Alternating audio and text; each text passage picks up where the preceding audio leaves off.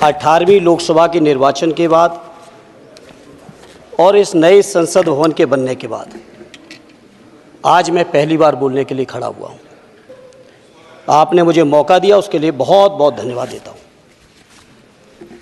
सभापति जी, सबसे पहले श्रद्धेय नेताजी को मैं नमन करना चाहता हूं, जिन्होंने अपने संघर्ष, अपनी हिम्मत, साहस और अपने पूरे जीवन की तपस्या समाज के उत्थान के लिए, देश और उत्तर प्रदेश की तरक्की के लिए और समाज के हर व्यक्ति की तरक्की और खुशहाली के लिए उन्होंने जो अपना पूरा जीवन समर्पित किया है, सबसे पहले मैं आपके माध्यम से उनको नमन करना चाहता हूँ।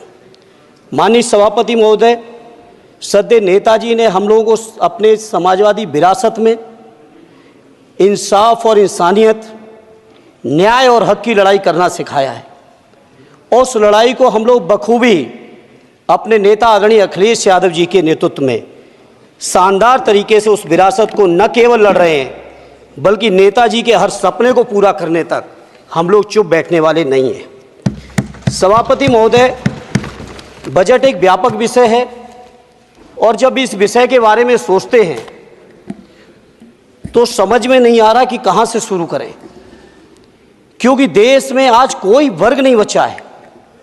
कुछ चुनिंदा उद्योगपतियों के बारे में बात नहीं करूंगा, लेकिन देश के 140 करोड़ लोगों में से कम 95% लोग ऐसे हैं जो आज पूरी तरह से बर्बाद हैं।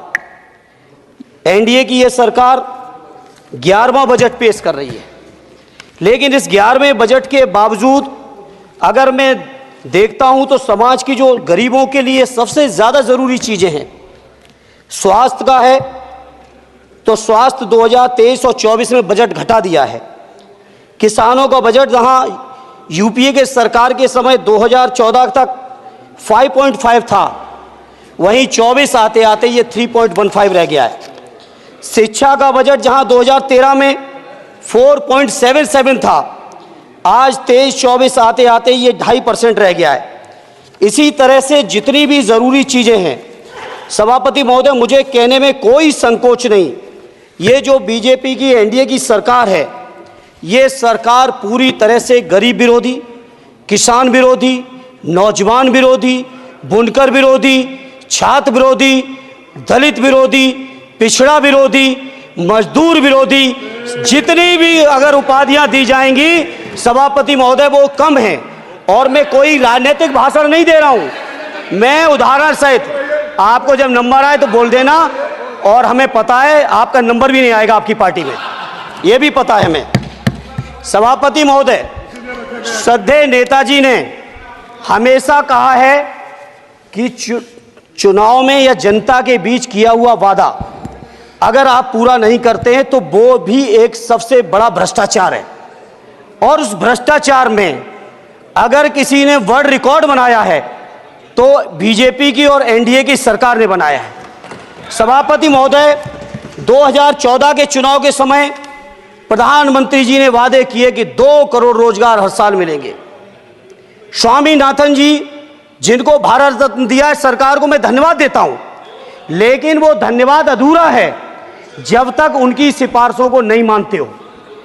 2007-8 से लगातार मांग चल रही है देश में कि स्वामीनाथन जी की जो सिफारिश है, किसानों को 1.5 गुना समर्थन मूल्य देने का, एमएसपी की गारंटी देने का, कानूनी हक और अधिकार देने का, उस गारंटी को आज तक नहीं माना, आज तक नहीं माना, आज तक नहीं माना। स्वामीनाथन जी को आज तक नहीं माना। अध्यक्ष जी, डिस्टर्ब ना करिए। सभापति महोदय, मेरा टाइम इसमें काउंट नहीं होगा। आप इधर, अरे यार, इसे जीता है तो ज्यादा ना बोलो, मालूम है कितने बड़े तीरंदाज हो। इधर चलो। स्वामीनाथन जी की आपने नहीं मानी, एमएसपी आपने लागू नहीं की। कितनी बढ़िया बातें कि खाद पे हम सब्सिडी बढ़ा रहे हैं, पहले 50 किलो को 45 किलो, फिर 45 किलो को 40 किलो, और मुझे लगता है कि एक तीसरा कार्यकाल पूरे होते होते केवल 10 ही किलो बचेगा खाद के कट्टे में, इससे ज्यादा नहीं बचेगा।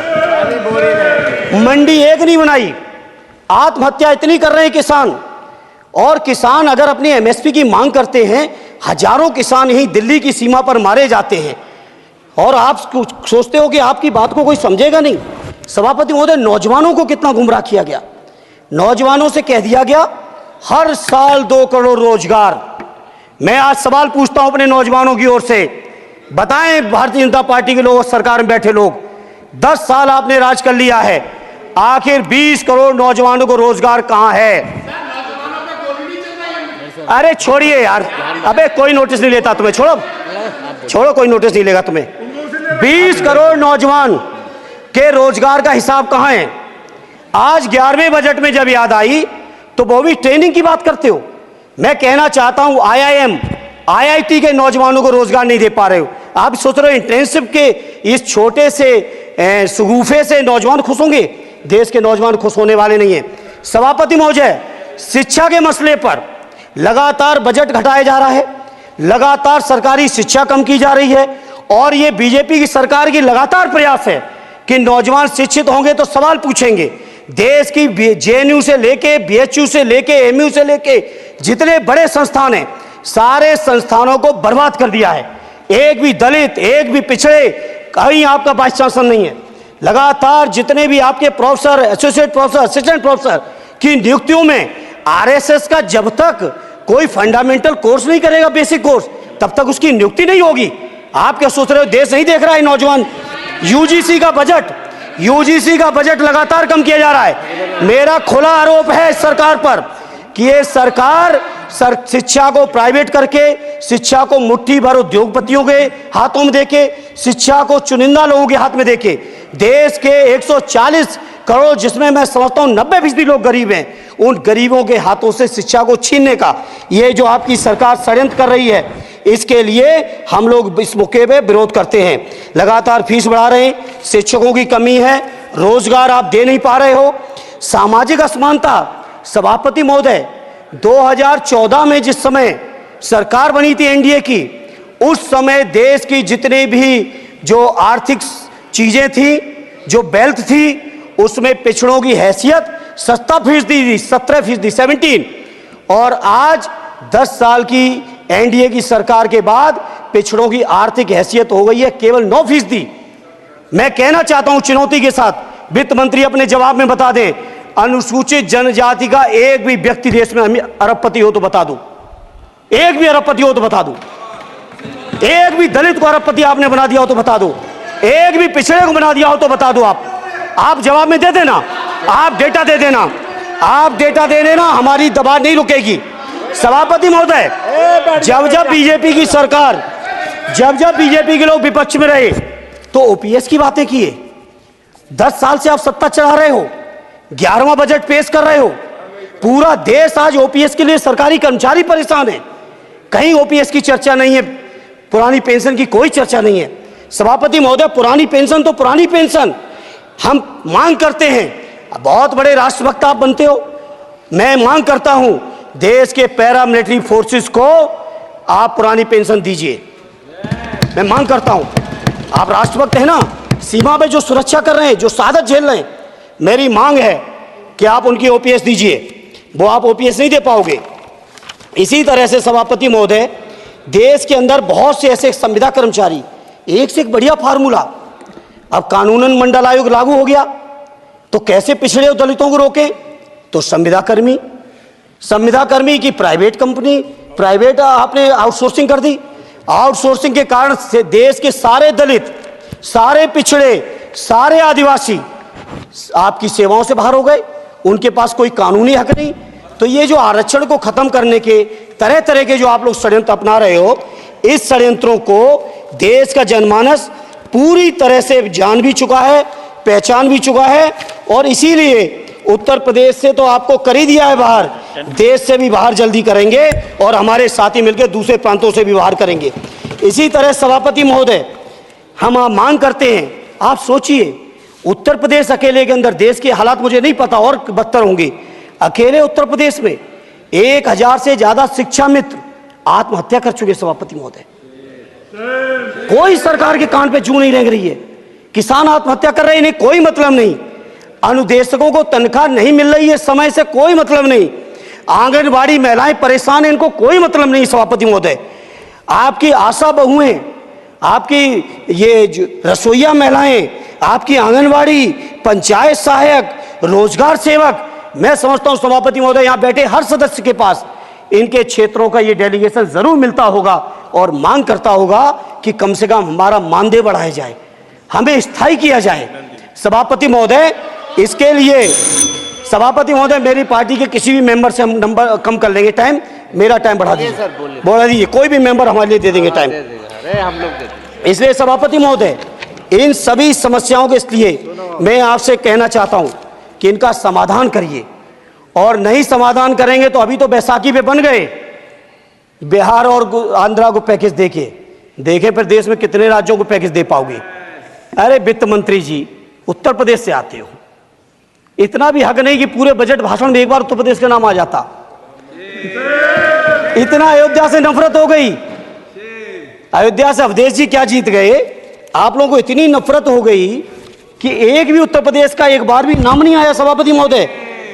इसे मैं आज इस मौके पर सभापति महोदय देश के गरीबों, किसानों, नौजवानों, व्यापारियों, बुनकरों सभी की ओर से कहना चाहता हूं, ये बजट देश विरोधी बजट है। कुछ समस्याओं के लिए सभापति महोदय संवेदनशीलता के साथ मैं कहूंगा सरकार को विचार करना चाहिए। श्रद्धेय नेताजी जब रक्षा मंत्री थे, उन्होंने व्यवस्था दी थी कि देश के अंदर जो भी सैनिक शहीद हुए हैं उनको ससम्मान उनके घरों पे जाके राष्ट्रीय सम्मान के साथ उनकी अंत्येष्टि हो। मैं उन्हीं की परंपरा को आगे बढ़ाते हुए एक और मांग करता हूं सभापति महोदय कि जो हमारे शहीद जिनकी अंत्येष्टि स्थल जहां कहीं भी बना हो, जिस भी परंपरा से बना हो, अरे आपको कुछ नहीं पता है, अरे यही तुम्हारे सैनिकों के लिए यही तुम्हारा भाव है। सभापति महोदय,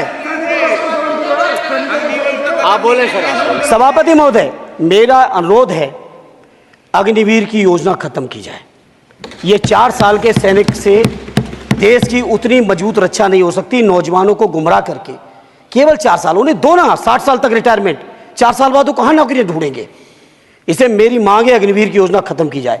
साथ ही साथ मेरी एक मांग और है कि जो शहीदों की शहादत स्थल है उसको शहीद स्थल के तौर पर डेवलप करने के लिए केंद्र सरकार को अतिरिक्त बजट देना चाहिए। मैं नहीं समझता हूं इसमें किसी को कोई दिक्कत होनी चाहिए। इसी तरह सभापति महोदय, बातें बहुत लंबी लंबी की जाती हैं, थोड़ा सा मैं अपने क्षेत्र के बारे में कहूँगा। आदरणीय हमारे नेता माननीय राममूर्ति वर्मा जी ने भी कहा है, माननीय लालजी वर्मा जी ने भी, जो बाढ़ की समस्या है, जो समस्या बिहार में है नेपाल से पानी छोड़ने की, वही समस्या उत्तर प्रदेश की भी है। और विशेषकर पूर्वी उत्तर प्रदेश में अगर आप चलिए तो खीरी से शुरू करेंगे, पीलीभीत खीरी से लेके पूरा आप चले जाइए और एकदम कुशीनगर बॉर्डर तक, बिहार बॉर्डर तक पूरी की पूरी समस्या है। घाघरा जब आती है तो मैं समझता हूं इन जिलों के लाखों लोगों को तहस नहस करके चली जाती है। जितना विकास होता है सभापति महोदय, बरसात के समय वो सारा का सारा विकास पूरी तरह से खत्म हो जाता है। इसलिए मेरी मांग है केंद्र की सरकार से कि बजट आप पास कर रहे हो तो कम से कम उत्तर प्रदेश से इतनी नफरत ना करो। 2 बार तो उत्तर प्रदेश की दम पे ही बैठे थे, और तब भी ये वित्त मंत्री जी हंस रहे हैं, इनके यहाँ भी आता है बाढ़ तो जाती होगी, महाराज बसता तो नहीं होगा, कुशीनगर बसता नहीं होगा, आपका मऊ बसता नहीं है, आजमगढ़ बसता नहीं, अम्बेडकर नगर बसता नहीं, बहराइच बसता नहीं, खीरी बसता नहीं, श्रावस्ती बसता नहीं, पीलीभीत बसता नहीं, बलिया बसता नहीं है, कुशीनगर बसता नहीं है, गोरखपुर बसता नहीं है। इतने जिले तो हमारे उत्तर प्रदेश के प्रभावित हैं। तो बिहार की तरह से एक विशेष पैकेज हमारे उत्तर प्रदेश के लिए भी दे दो। कम से कम इतना तो कहने की हिम्मत रखो, केवल चीखने के लिए बैठे हैं सब के सब।